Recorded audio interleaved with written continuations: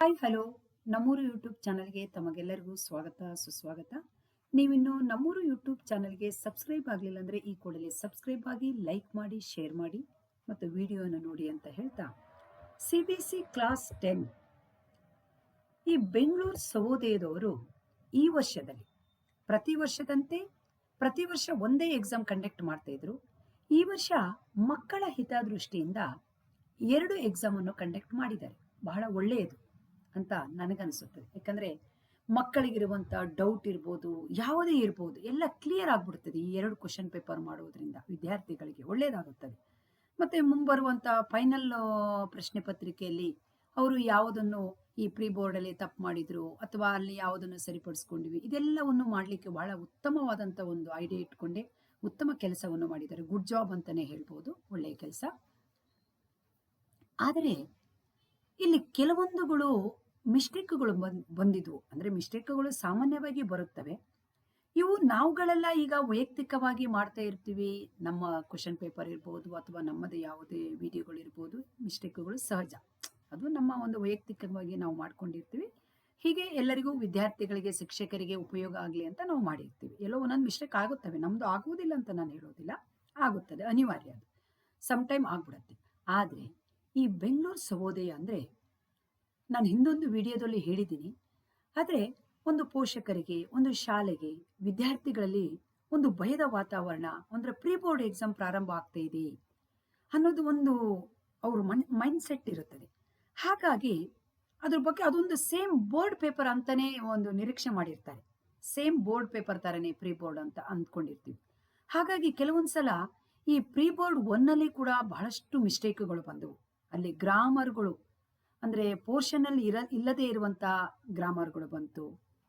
ಆಮೇಲೆ pre board 2 ಅಲ್ಲೂ ಅಷ್ಟೇ ಅನ್ಸೀನ್ ಪ್ಯಾಸೇಜು, ಸೀನ್ ಪ್ಯಾಸೇಜ್ ಅಲ್ಲಿ ಏನೇನೋ ತಪ್ಪುಗಳು ಬಂದ್ಬಿಟ್ಟು, ಅಲ್ಲಿ ಉತ್ತರ ಪತ್ರಿಕೆಯಲ್ಲಿ ಬೇರೆ ತರ ಬಂತು, ಆನ್ಸರ್ ಕೀಯಲ್ಲಿ ಬೇರೆ ತರ ಬಂತು, ಕ್ವಶನ್ ಪೇಪರ್ನಲ್ಲೇ ಬೇರೆ ತರ. ಹೀಗೆ ಈ ರೀತಿಯಲ್ಲ ಅಂತ ಗೊಂದಲಗಳು ಬಹಳಷ್ಟು ಆದವು. ನಾನು ಯಾಕೆ ಇದನ್ನು ಹೇಳ್ತಾ ಇದ್ದೀನಿ ಅಂದ್ರೆ, ಮುಂಬರುವ ದಿನಗಳಲ್ಲಿ ಈ ಫೈನಲ್ ಎಕ್ಸಾಮ್ ಪೇಪರ್ನಲ್ಲಿ ಈ ರೀತಿಯಾಗಿ ತಪ್ಪು ಬಂದ್ರೆ, ನಾವು ಗ್ರೇಸ್ ಮಾರ್ಕ್ಸ್ ಕೊಡ್ಬೇಕಂದಾಗ ನಾವು ಯಾರು ಗ್ರೇಸ್ ಮಾರ್ಕ್ಸ್ ಕೊಡ್ಲಿಕ್ಕೆ ಒಪ್ಕೊಳ್ಳೋಕೆ ರೆಡಿ ಇಲ್ಲ. ಯಾಕೆ ಗ್ರೇಸ್ ಮಾರ್ಕ್ಸ್ ಕೊಡಬೇಕು, ಮಗು ಬರಿಬಹುದಲ್ಲ ಅಂತ ನಾವು ಈ ರೀತಿಯಾದಂಥ ಒಂದು ಮಾತುಗಳನ್ನು ಆಡಿಬಿಡ್ತೀವಿ. ಆದರೆ ಇಲ್ಲಿ ಈ ಸಹೋದಯ ಪ್ರೀ ಬೋರ್ಡ್ 1 and 2 ನೋಡಿದಾಗ ಕನಿಷ್ಠ ಅಂತ ಹೇಳಿದ್ರೆ 2 ಸೇರಿದ್ರೆ 7 ಮಾರ್ಕ್ಸು ಗ್ರೇಸ್ ಮಾರ್ಕ್ಸ್ ಕೊಡಬೇಕಾಗುತ್ತದೆ. ನಾನು ಯಾಕೆ ಇದನ್ನು ಹೇಳ್ತಾ ಇದ್ದೀನಿ ಅಂದ್ರೆ, ನಿನ್ನೆ ಮೊನ್ನೆ ಎಲ್ಲ ಅನೇಕ ಶಿಕ್ಷಕರು ನನಗೆ ಕಾಲ್ ಮಾಡಿ ಕೇಳ್ತಾ ಇದ್ರು, ಮೇಡಮ್ ನಾವು ಇದನ್ನ ಏನ್ ಮಾಡ್ಬೇಕು, ಇವಾಗ ಈ ತರ ತಪ್ಪು ಬಂದಿದೆಯಲ್ಲ, ನಾವ್ ಏನ್ ಮಾಡ್ಬೇಕು ಅಂತ ಕೇಳಿದ್ರು. ಅದಕ್ಕೆ ನಾನು ಹೇಳಿದೆ, ಗ್ರೇಸ್ ಮಾರ್ಕ್ಸ್ ಕೊಟ್ಬಿಡಿ ಮೇಡಮ್, ಕೀ ಆನ್ಸರ್ ನಲ್ಲಿ ಈ ತರ ಇದೆ, ಕ್ವಶನ್ ಪೇಪರ್ ನಲ್ಲಿ ಈ ತರ ಇದೆ ಅಂತ ಹೇಳಿದ್ರು. ಅದಕ್ಕೆ ನಾನು ಹೇಳಿದೆ, ಇದೇನು ಮಹಾ ದೊಡ್ಡದಲ್ಲ, ಗ್ರೇಸ್ ಮಾರ್ಕ್ಸ್ ಕೊಟ್ಬಿಡಿ. ಯಾಕಂದ್ರೆ ಮಕ್ಕಳಿಗೆ ತೊಂದರೆ ಮಾಡ್ಬೇಡಿ. ಯಾಕಂದ್ರೆ ಮಕ್ಕಳು ನಿರಾಸರಾಗ್ಬಿಡ್ತಾರೆ. ಅಯ್ಯೋ ನಾನು 100ಕ್ಕೆ 100 ಬರ್ಬೇಕಂತ ಇತ್ತು, ನನಗೆ ಪ್ರೀ ಬೋರ್ಡ್ ಅಲ್ಲಿ 2 ಅಂಕ ಹೋಗ್ಬಿಡ್ತು, 4 ಅಂಕ ಹೋಗ್ಬಿಡ್ತು ಅಂದ್ರೆ ಅವ್ರು ಬೇಜಾರ ಮಾಡ್ಕೊಂಡ್ಬಿಡ್ತಾರೆ. ಯಪ್ಪ ಇನ್ ಫೈನಲ್ ಹೆಂಗ್ ಆಗುತ್ತದೆಯೋ ಅನ್ನೋ ಒಂದು ಭಯದ ವಾತಾವರಣ ಉಂಟಾಗ್ಬಿಡ್ತದೆ. ಅಯ್ಯೋ ಫೈನಲ್ ಅಲ್ಲಿ ಎಷ್ಟು ತಪ್ಪಾಗ್ಬಿಡ್ತೈತೋ ಏನೋ, ಈ ರೀತಿ ಇಲ್ಲೇ ನಮ್ಮ ಮೇಡಮ್ ಕಟ್ ಮಾಡ್ಬಿಟ್ರು ನನ್ನ ಅಂಕಗಳನ್ನೆಲ್ಲ ಅಂತ ಹೇಳಿ ಪೋಷಕರಿಗೂ ಕೂಡ ಒಂದು ಭಯದ ವಾತಾವರಣ ಉಂಟಾಗುತ್ತದೆ. ಹಾಗಾಗಿ ನಾನೇನ್ ಹೇಳಿದೆ ಅಂದ್ರೆ, ಕಾಲ್ ಮಾಡಿದಿರುವಂತ ಟೀಚರ್ಸಿಗೆಲ್ಲ ನಾನೇನ್ ಹೇಳಿದೆ ಅಂದ್ರೆ, ದಯವಿಟ್ಟು ಗ್ರೇಸ್ ಮಾರ್ಕ್ಸ್ ಕೊಟ್ಬಿಡಿ, ಅದ್ರ ಬಗ್ಗೆ ನೀವೇನು ತಲೆ ಕೆಡಿಸ್ಕೊಳ್ಳೋದು ಬೇಡ, ಇದು ಹೇಗೂ ಪ್ರೀ ಬೋರ್ಡ್ ಅಲ್ಲ ಅಂತ ನಾನು ಹೇಳಿದೆ. ಅದಕ್ಕೆ ಅವರು ಪ್ರಶ್ನೆ ಕೇಳಿದ್ರು ಕೆಲವರು, ಮೇಡಮ್ ಈಗೇನೋ ನೀವು ಪ್ರೀ ಬೋರ್ಡ್ ಅಂತೀರಾ, ಫೈನಲ್ ಪೇಪರ್ನಲ್ಲಿ ಬಂದ್ರೆ ಏನ್ ಮಾಡ್ತೀರಾ? ನಾನು ಹೇಳಿದೆ, ಬರ್ತಾ ಇದೆ, ಪ್ರತಿ ವರ್ಷ ಬರ್ತಾ ಇದೆ, ನೀವು ಹೇಳಿದ ಮಾತು ಕರೆಕ್ಟ್ ಇದೆ, ಪ್ರತಿ ವರ್ಷ ಬರ್ತಾನೆ ಇದೆ. ಗ್ರೇಸ್ ಮಾರ್ಕ್ಸ್ ಕೊಡ್ತೀವಿ, ಆದ್ರೆ 1ಕ್ಕೋ 2ಕ್ಕೋ ಗ್ರೇಸ್ ಮಾರ್ಕ್ಸ್ ಕೊಡ್ತೀವಿ. ಅಲ್ಲಿ 4-5 ತಪ್ಪಿರುತ್ತದೆ, ನಾವು ಅದು ಕೊಡೋದೇ ಇಲ್ಲ.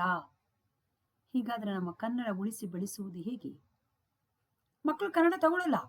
PU ಹೋಗ್ಬೇಕಾದ್ರೆ ಅವರು ಫ್ರೆಂಚ್ ತಗೊಳ್ತಾರ, ಇಲ್ಲವೇ ಸಂಸ್ಕೃತನೋ ಬೇರೆ ತಗೊಂಡು ಹೋಗ್ಬಿಡ್ತಾರ. ಕನ್ನಡ ಮಕ್ಕಳುಗಳೇ ಕನ್ನಡವನ್ನು ಹೇಟ್ ಮಾಡಿಬಿಡ್ತಾರೆ. ಹಾಗಾಗಿ ಈ ತಪ್ಪುಗಳು ಆಗಬಾರ್ದು ಅನ್ನೋದು ನಂದು.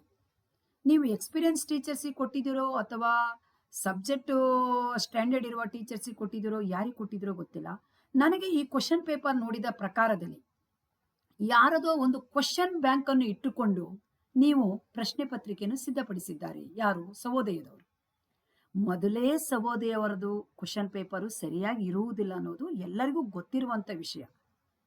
ಒಂದು 7-8-10 ವರ್ಷದಿಂದನೂ ಅವರಲ್ಲಿ ಒಂದು ಅಲೈನ್ಮೆಂಟ್ ಇರ್ತಿರ್ಲಿಲ್ಲ, ಒಂದು ಪೋರ್ಷನ್ ಇರ್ತಿರ್ಲಿಲ್ಲ, ಒಂದು ಕರಿಕ್ಯುಲಮ್ ಪ್ರಕಾರದಲ್ಲಿ ಇರ್ತಿರ್ಲಿಲ್ಲ, ಒಂದು ಪ್ಯಾಟ್ರನ್ ಇರ್ತಿರ್ಲಿಲ್ಲ. ಹೀಗೆ ಹಲವಾರು ಮಿಸ್ಟೇಕ್ಗಳು ಆಗ್ತಾನೆ ಇದ್ದವು. ಅದಕ್ಕೆ ನಾನು ಕೆಲವು ಜನರಿಗೆ ತಿಳಿಸಿ ಹೇಳಿದೆ, ಈ ವರ್ಷನೇ ಬೆಟರ್ ಅಂದ್ಕೊಳ್ಳಿ, ಈ ವರ್ಷನೇ ಉತ್ತಮ ಅಂದ್ಕೊಳ್ಳಿ. ಇಷ್ಟು ವರ್ಷದಲ್ಲಿ ಸಹೋದಯ ಪೇಪರ್ಗಳು ಉತ್ತಮವಾಗಿರ್ಲಿಲ್ಲ, ಇದೇ ಉತ್ತಮ ಅಂದ್ಕೊಂಡು ಗ್ರೇಸ್ ಮಾರ್ಕ್ಸ್ ಕೊಟ್ಬಿಡಿ ಅಂತ ಹೇಳಿದೆ. ಹಾಗಾಗಿ ಇದು ಫೈನಲ್ ಆದ್ರೆ ನಾವು ಗ್ರೇಸ್ ಮಾರ್ಕ್ಸ್ ಕೊಡಕ್ಕೆ ಬಹಳ ಒದ್ದಾಡ್ತೀವಿ. ಅಲ್ಲಿ ಹೆಚ್ಚಿಗಳ ಹತ್ರ ನಾವು ಒಂದು ಗ್ರೇಸ್ ಮಾರ್ಕ್ಸ್ ಮಕ್ಕಳಿಗೋಸ್ಕರ ಶಿಕ್ಷಕರನ್ನ ಹೋರಾಟ ಮಾಡ್ತಾ ಇರ್ತೀವಿ. ಮಕ್ಕಳಿಗೋಸ್ಕರ ಒಂದು ಗ್ರೇಸ್ ಮಾರ್ಕ್ಸ್ ಕೊಡ್ಬೇಕಂದ್ರೆ ಹೆಚ್ಚಿಗಳು ಹೆಂಗ್ ಮಾಡ್ತಾರಂದ್ರೆ ನಮ್ಮ ಹತ್ರ ಜಗಳಕ್ಕೆ ಬರ್ತಾರ ಅವ್ರು. ಯಾಕೆ ಕೊಡ್ಬೇಕು, ಮಕ್ಕಳು ಯಾಕೆ ಬರೀಬಾರ್ದು? ಆದ್ರೂ ಕೂಡ ನಾನು ಪ್ರತಿ ವರ್ಷ ವಿಡಿಯೋ ಮಾಡ್ತೀನಿ. ನಾನು ಗ್ರೇಸ್ ಮಾರ್ಕ್ಸ್ ಬೇಕೇ ಬೇಕು ಅಂತ, ಗ್ರೇಸ್ ಮಾರ್ಕ್ಸ್ ಬೇಕು ಅಂತ ಕೇಳಿ ವಾದ ಮಾಡಿ, ಸೆಂಟ್ರಲ್ಲೂ ಕೂಡ ವಾದ ಮಾಡಿ ಅದು ಮಕ್ಕಳ ಪರವಾಗಿ ಹೋರಾಟ ಮಾಡ್ತೀನಿ ನಾನು. ಅದು ಮಕ್ಕಳಿಗೆ ನಾನು ಅಂಕವನ್ನು ಕೊಡಿಸ್ತೀನಿ. ಅದನ್ನು ಎಷ್ಟೇ ತಪ್ಪಾಗಿ ಬಂದ್ರೂ ನಾನು ಗ್ರೇಸ್ ಮಾರ್ಕ್ಸ್ ಕೊಡಿಸ್ತೀನಿ ನಾನು. ಯಾಕಂದ್ರೆ ನಂಗೆ ಅದೇ ಕೆಲಸ. ಯಾಕಂದ್ರೆ ನಾನು ಪಬ್ಲಿಕಲ್ಲಿ ಬಿಟ್ಟೇ ಬಿಡ್ತೀನಿ ಅದನ್ನು. ನಾನು ಮಾಧ್ಯಮದ ಮುಂದೆ ಅದನ್ನು ತಂದೆ ತರ್ತೀನಿ ನಾನು. ಹಾಗಾಗಿ ಇನ್ನು ಮುಂಬರುವ ದಿನಗಳಲ್ಲಿ ಈ ಕೆಲಸ ಆಗಬಾರ್ದು. ಸಹೋದಯದವರಿಗೂ ನಾನು ಹೇಳ್ತಾ ಇರೋದೇನೆಂದ್ರೆ, ಒಳ್ಳೆ ಎಕ್ಸ್ಪೀರಿಯನ್ಸ್ ಇರುವಂತ ಟೀಚರ್ಸ್ಗೆ ಕೊಡಿ, ಒಳ್ಳೆ ಗೊತ್ತಿರುವಂತ ಟೀಚರ್ಸ್ಗೆ ಕೊಡಿ. ನೋಡಿ, ನೀವು ಆ ಕ್ವಶನ್ ಬ್ಯಾಂಕಿನಿಂದ ಕೊಟ್ಟಿದ್ದೀರಾ, ಅಥವಾ ಆ ಕ್ವಶನ್ ಬ್ಯಾಂಕು ತಗೊಂಡವರೇ ಅಥವಾ ಸಹೋದಯದಲ್ಲಿ ಪ್ರಶ್ನೆ ಪತ್ರಿಕೆಯನ್ನು ಸಿದ್ಧಪಡಿಸಿರಬಹುದು. ಆದ್ರೆ ಆ ಕ್ವಶನ್ ಬ್ಯಾಂಕ್ ಎಲ್ಲ ತಪ್ಪಲ್ವಾ? ಯಾರೋ ಹೇಳ್ತಾ ಇದ್ರು ನಮ್ಮ ಕ್ವಶನ್ ಬ್ಯಾಂಕಿನಿಂದನೇ ಬಂದಿದೆ ಅಂತ. ಹಾಗಿದ್ರೆ ಆ ಕ್ವಶನ್ ಬ್ಯಾಂಕ್ ಎಲ್ಲ ತಪ್ಪಲ್ಲವೇ? ನೀವು ಅದನ್ನ ಹೇಗೆ ಮಕ್ಕಳಿಗೆ ತೆಗೆದುಕೊಂಡ್ರಿ? ಅಲ್ಲಿ ಅಂಶಿ ಸಮಾಸವನ್ನೆಲ್ಲ ಕೇಳಿದಾರಲ್ಲ, ಹೇಗೆ ಅದು? ಇನ್ನೂ ನಾನು ಹೇಳ್ತಾ ಇದ್ದೀನಿ, ಇದನ್ನ ನಾನು ಸುಮ್ಮನೆ ಹೇಳ್ತಾ ಇಲ್ಲ ಸ್ನೇಹಿತರೆ. ಇನ್ನು ಅನೇಕ ಜನ ಶಿಕ್ಷಕರಿಗೆ ಈ ಕರಿಕುಲಂ ಇನ್ನೂ ನೋಡ್ಲಿಲ್ಲೇನೋ ಅಂತ ನನಗನ್ಸುತ್ತದೆ. ಇನ್ನೂ ಅನೇಕ ಜನ ಶಿಕ್ಷಕರಿಗೆ ಪೋರ್ಷನ್ ಏನಿದೆ ಅಂತ ಅವ್ರ ಕರಿಕುಲಮ್ಮೇ ನೋಡ್ಲಿಲ್ಲ, ಪೋರ್ಷನ್ನೇ ನೋಡ್ಲಿಲ್ಲ ಮಕ್ಕಳಿಗೆ. ನನಗೆ ನಿನ್ನೆನೋ ಇವತ್ತು ಯಾವುದೋ ಒಂದು ಮಗು ಹೇಳ್ತಾ ಇತ್ತು, ಮಿಸ್ ಏನಂದ್ರೆ ಪರಿಮಾಣ ವಾಚಕ ಇದೆಯಾ ಮಿಸ್, ಭಾವವಾಚಕ ಇದೆಯಾ ಮಿಸ್, ಪ್ರಕಾರ ವಾಚಕ ಇದೆಯಾ ಮಿಸ್ ಅಂತ ಕೇಳ್ತು. ಯಾಕೆ ಅಂತ ನಾನು ಪ್ರಶ್ನೆ ಮಾಡಿದೆ. ಇಲ್ಲ ಮಿಸ್, ನಾನು ನಿನ್ನೆ ಯಾವುದೋ ಒಂದು ಆನ್ಲೈನ್ ಕ್ಲಾಸಲ್ಲಿ ಜಾಯಿನ್ ಆಗಿದ್ದೆ, ಅಲ್ಲಿ ಪರಿಮಾಣ ವಾಚಕ, ಭಾವವಾಚಕ ಮತ್ತು ಪ್ರಕಾರ ವಾಚಕಗಳ ಬಗ್ಗೆ ಎಕ್ಸ್ಪ್ಲೇನ್ ಮಾಡ್ತಾ ಇದ್ರು. ನೋಡಿ, ನೀವೇನೋ ನನ್ನ ಆನ್ಲೈನ್ ಕ್ಲಾಸಸ್ಗಳು ಅಥವಾ ನಮ್ಮ ಕ್ಲಾಸ್ಗಳು ಗುಡ್ಡು, ವೆರಿ ಗುಡ್ಡು, ಎಕ್ಸಲೆಂಟು, 100 ಸೇರಿದ್ರು 200 ಸೇರಿದ್ರು ಅಂತ ಹೇಳಿ ಬೇರೆಯವ್ರ ಹತ್ರ ಬರ್ಸಿ ಹಾಕ್ಸ್ತೀರಿ.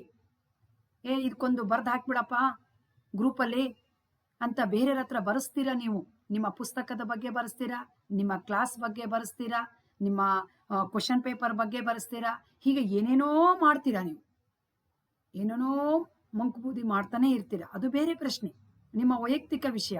ಆದರೆ ಆನ್ಲೈನ್ನಲ್ಲಿ ಮಕ್ಕಳುಗಳು ತರಗತಿಯಲ್ಲಿ ಸೇರಿದಾಗ ನೀವು ಇದನ್ನೆಲ್ಲ ಕರಿಕುಲಮ್ ಅಲ್ಲಿ ಇಲ್ಲದೆ ಇರುವುದನ್ನೆಲ್ಲ ಟೀಚ್ ಮಾಡಿಬಿಟ್ರೆ, ಕೆಲವು ಮಕ್ಕಳುಗಳಿಗೆ ಎಕ್ಸಲೆಂಟ್ ಆಗಿರೋ ಮಕ್ಕಳುಗಳು ಕರಿಕುಲಂ ಬಗ್ಗೆ ಗೊತ್ತಿರೋ ಮಕ್ಕಳುಗಳಿಗೆ ಇದು ಗೊಂದಲ ಉಂಟಾಗಲ್ವಾ? ನೋಡಿ, ಅದಕ್ಕೆ ನಾನು ಹೇಳ್ತಾ ಇದ್ದೀನಿ, ಇವೆಲ್ಲ ಆಗಬಾರ್ದು. ಇವತ್ತು ನನಗೆ ಇವತ್ತು 2-3 ಜನ ಮಕ್ಕಳುಗಳು ಕಾಲ್ ಮಾಡಿ ಹೇಳಿದ್ರು, ಮಿಸ್ ಈ ತರ ಇದೆಯಾ, ನೀವಿಲ್ಲ ಅಂತ ಹೇಳಿದ್ರು, ಅವ್ರು ಇದೆ ಅಂತ ಹೇಳಿದ್ರು, ನಿನ್ನೆ ಎಕ್ಸ್ಪ್ಲನೇಷನ್ ಆಯ್ತು ಇದು. ನೋಡಿ, ಇದೆಲ್ಲ ತಪ್ಪಾಗುತ್ತದೆ. ಪಠ್ಯ ಪುಸ್ತಕದಲ್ಲಿ ಕೆಲವು ಪ್ರಕಾರದಲ್ಲಿ ಅಲ್ಲಿ ಆ ಕೀ ಆನ್ಸರ್ನಲ್ಲಿ ಪ್ರಿಬೋರ್ಡ್ 2 ಅಲ್ಲಿ ಬಿ ಮತ್ತು ಡಿ ಎರಡೂ ಮತ್ತು ಸರಿಯಾದ ಉತ್ತರ, ಡಿ ಮಾತ್ರ ಸರಿ ಅಥವಾ ಬಿ ಮಾತ್ರ ಸರಿ, ಏನೇನೆಲ್ಲ ಬರ್ತಾ ಇದೆ. ಯಾಕೆ ಈ ತರ ಪ್ರತಿ ವರ್ಷ ಆಗ್ತಾ ಇದೆ? ಇದೆಲ್ಲ ಆಗಬಾರ್ದು. ನಿಮಗೆ ಅನ್ಸಿರ್ಬೋದು, ಇವ್ರು ಯಾರಪ್ಪ ಕೇಳಲಿಕ್ಕೆ, ಇವ್ರು ಯಾಕೆ ಹಿಂಗೆ ಕೇಳ್ತಾರೆ? ಹಂಗಲ್ಲ. ನಾವು ಇದನ್ನ ಸರಿಪಡಿಸೋದೇ ನಮ್ಮ ಕೆಲಸ. ಮುಂಬರುವ ದಿನಗಳಲ್ಲಿ ಈ ತರ ತಪ್ಪುಗಳು ಆಗ್ಬಾರ್ದು ನಮ್ಮ ಸಬ್ಜೆಕ್ಟಿನಲ್ಲಿ ಅಂತ ನಾನು ಹೇಳ್ತಾ ಇದ್ದೀನಿ ಸ್ನೇಹಿತರೆ.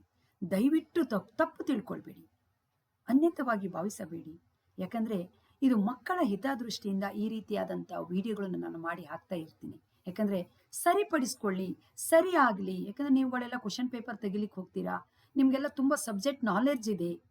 ನಿಮ್ಮ ಕ್ವಶನ್ ಬ್ಯಾಂಕ್ಗಳು ನೀವು 15 ವರ್ಷದಿಂದ ಕ್ವಶನ್ ಬ್ಯಾಂಕ್ ಮಾಡಿದ್ದೀನಿ ಅಂತೀರಾ, 20 ವರ್ಷದಿಂದ ಕ್ವಶನ್ ಬ್ಯಾಂಕ್ ಮಾಡಿದ್ದೀನಿ ಅಂತೀರಾ, ನಿಮ್ಮ ಆಶಯದ ಮೂಲಕನೇ ಇದು ಮತ್ತೆ ಸಿದ್ಧವಾಗಿದೆ ಅಂತ ಹೇಳ್ತೀರಾ. ಹಾಗಿದ್ರೆ ಇದೆಲ್ಲ ತಪ್ಪಲ್ವಾ? ಈ ರೀತಿ ಎಲ್ಲ ಕ್ವಶನ್ ಬ್ಯಾಂಕ್ ಮಾಡಿ ಮಕ್ಕಳಿಗೆ ನೀವು ಕೊಟ್ರೆ ತಪ್ಪಾಗಲ್ವಾ? ಅದು ನಿಮ್ಮ ಕ್ವಶನ್ ಬ್ಯಾಂಕೇ ತಪ್ಪಿದೆ. ನಿಮ್ಮ ಕ್ವಶನ್ ಬ್ಯಾಂಕ್ ತಗೊಂಡೋಗಿ ಸಹೋದಯದವರು ಸೆಟ್ ಮಾಡಿ ಕಳಿಸಿಬಿಟ್ರೆ ಇಲ್ಲಿ ಬರೆಯುತ್ತಿರುವಂಥ ಶಿಕ್ಷಕರ ಪರಿಸ್ಥಿತಿ ಮತ್ತು ಮಕ್ಕಳ ಪರಿಸ್ಥಿತಿ ಏನಾಗಬೇಕು?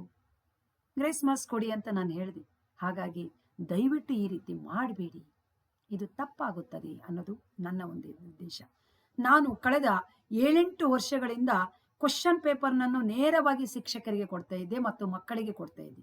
ಈ ವರ್ಷದ ಅನೇಕ ಶಿಕ್ಷಕರ ಒತ್ತಾಯದ ಮೇರೆಗೆ ಈ ಪರೀಕ್ಷಾ ಸುಗಮವನ್ನು ಮಾಡಿದೆ ನಾನು.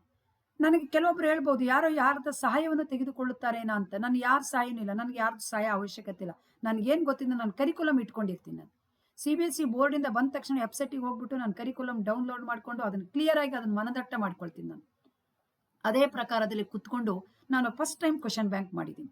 ಎಲ್ಲೋ ಒಂದೆರಡು ನನಗೆ ಸ್ಪೆಲ್ಲಿಂಗ್ ಮಿಸ್ಟೇಕ್ ಏನಾದ್ರು ಇರ್ಬೋದು. ಯಾಕಂದ್ರೆ ಅದು ಬಿಟ್ರೆ ನಾನು ಕರಿಕ್ಯುಲಮ್ ಅನ್ನು ಹೊರತುಪಡಿಸಿ ನಾನು ಏನನ್ನೂ ಮಾಡಲಿಲ್ಲ. ನಾನು ನೀಟಾಗಿ ಮಾಡಿದ್ದೀನಿ.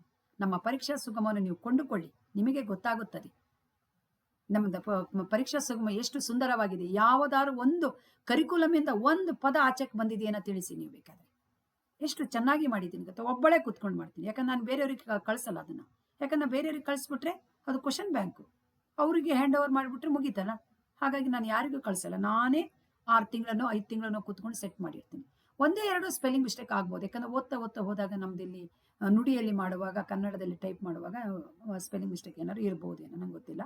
ಅದು ಬಿಟ್ರೆ ನಮ್ಮ question bank one of the best question bank. ನೀವು ನಮ್ಮ ಕ್ವಶನ್ ಬ್ಯಾಂಕಿಂದ ಬೇಕಾದ್ರೆ ಪ್ರಶ್ನೆ ಪತ್ರಿಕೆ ತೆಗಿರಿ, ನಿಮ್ಗೆ ಎಷ್ಟು ಒಳ್ಳೇದಾಗುತ್ತದೆ. ಗುಡ್ ನೇಮ್ ಬರುತ್ತದೆ ನೀವು ತೆಗೆದವರಿಗೆ. ಇಲ್ಲ ಅಂತ ಹೇಳಿದ್ರೆ ನೀವು ಯಾರ್ದೋ ಒಂದು ಕ್ವಶನ್ ಬ್ಯಾಂಕ್ ಇಟ್ಕೊಂಡು ಕ್ವಶನ್ ಬ್ಯಾಂಕ್ ತೆಗೆದು ಅಲ್ಲಿ ಇಲ್ಲದೇ ಇರುವ ಕರಿಕ್ಯುಲಮಿಗಲ್ಲಿ ಇಲ್ಲದೇ ಇರುವುದನ್ನೆಲ್ಲ ನೀವು ಆ್ಯಡ್ ಮಾಡಿಬಿಟ್ರೆ ಮಕ್ಕಳಿಗೆ ಲಾಸ್ಟ್ ಮೂಮೆಂಟ್ ಅಲ್ಲಿ ಗೊಂದಲ ಸೃಷ್ಟಿ ಮಾಡಿಬಿಡ್ತೀರಾ. ಬಿಗಿನಿಂಗ್ ಇಂದನೂ ಯಾವುದೇ ಕ್ಲಾಸ್ ಇರಲ್ಲ, ಏನಲ್ಲ, ಮಧ್ಯದಲ್ಲಿ ಬಂದು 2 ಕ್ಲಾಸ್ ಮಾಡ್ತೀವಿ 3 ಕ್ಲಾಸ್ ಮಾಡ್ತೀವಿ ಅಂತ ಹೇಳಿ ಈ ಪೋರ್ಷನ್ ಆಗಿ ಇಲ್ಲದೇ ಇರುವುದನ್ನೆಲ್ಲ ನೀವು ಗ್ರಾಮರ್ ಟೀಚ್ ಮಾಡಿಬಿಟ್ರೆ ಮಕ್ಕಳಿಗೆ, ನಾಮವಾಚಕ ಮಾಡ್ತೀವಿ ನಾಮಪದ ಮಾಡ್ತೀವಿ ಅಂತ ಹೇಳಿ ಏನೆಲ್ಲ ಮಾಡಿಬಿಟ್ರೆ ಮಕ್ಕಳಿಗೆ ಎಷ್ಟು ಗೊಂದಲ ಉಂಟಾಗುತ್ತದೆ ಅಲ್ಲ ಸ್ನೇಹಿತರೆ. ದಯವಿಟ್ಟು ಇದನ್ನೆಲ್ಲ ಅರ್ಥ ಮಾಡಿಕೊಳ್ಳಿ. ದಯವಿಟ್ಟು ಪ್ಲೀಸ್ ಒಂದು ರಿಕ್ವೆಸ್ಟ್ ಮಾಡ್ಕೊಳ್ತಾ ಇದ್ದೀನಿ. ಆದರೆ ಫೈನಲ್ ಪೇಪರ್ನಲ್ಲಿ ಈ ವರ್ಷನೂ ತಪ್ಪು ಬಂದರೆ ನಿಜವಾಗ್ಲೂ ನಾವು ಅದನ್ನು ಬೋರ್ಡಿನ ಗಮನಕ್ಕೆ ತೆಗೆದುಕೊಂಡು ಹೋಗಬೇಕಾಗುತ್ತದೆ. ಯಾಕೆಂದರೆ ಬಹಳ ತಪ್ಪು ಬರ್ತಿದೆ, ಪ್ರತಿ ವರ್ಷ ತಪ್ಪು ಬರ್ತಾ ಇದೆ. ಆ ರೀತಿ ಮಾಡಬೇಡಿ.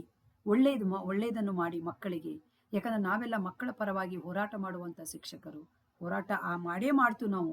ಅದು ಯಾರು ಹೇಳಿದ್ರು ನಾನಂತೂ ಬಿಡೋದಿಲ್ಲ. ನಾನು ಪ್ರಶ್ನೆ ಪತ್ರಿಕೆ ಬೋರ್ಡ್ ಪೇಪರ್ ತಪ್ಪು ಬಂತು ಅಂದರೆ ನಾನು ಹಿಡಿದು ಕೂತ್ಕೊಳ್ಳೋದೇ. ನನಗೆ ಅದೇ ಕೆಲಸ. ನನಗೆ ಆ ಕೆಲಸ ನಾನು ಮಾಡೇ ಮಾಡ್ತೀನಿ ಸ್ನೇಹಿತರೆ ಅಂತ ಹೇಳ್ತಾ, ಮಕ್ಕಳ ಫೈನಲ್ ಪೇಪರನ್ನು ನೀಟಾಗಿ ಬರಲಿ, ಒಳ್ಳೆಯ ರೀತಿಯಲ್ಲಿ ಮಕ್ಕಳ ಭವಿಷ್ಯಕ್ಕೆ ಉತ್ತಮವಾಗಿ ಬರಲಿ ಅಂತ ಹೇಳ್ತಾ ನನ್ನ ಈ ಒಂದು ವಿಡಿಯೋನ ಮುಗಿಸ್ತಾ ಇದ್ದೀನಿ. ಧನ್ಯವಾದಗಳು. Thank you. Bye bye.